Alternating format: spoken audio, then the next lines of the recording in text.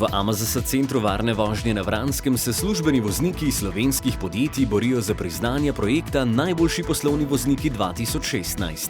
Preizkusili so se tudi v vzvratnem parkiranju, teoretičnem znanju in se prepričali, da alkohol, ki ga simulirajo takšna očala, ne sodi za volan. S pomočjo sistemov v Oplovih vozilih so poskusili čim bolj natančno parkirati in seveda so vozniki ugotovili, da je odličen pomočnik tudi publika.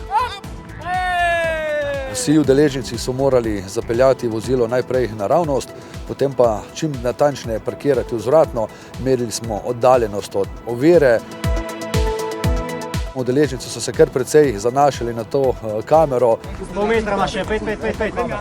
Tudi videti je bilo, da so parkirali na dotik, kar najverjetneje s svojimi vozili ne počnejo prav pogosto. Še malo. Bo? Takne si se! Si ga budno?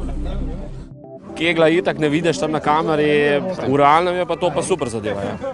Pomahal sem se najprej s kamero, potem pa s sodelavci, ki so mi povedali točno centimetre. A publika pa ni pomagala? Ja, kaj da? Ja, na koncu, ja, samo sem že prej naštudiral, koliko je treba.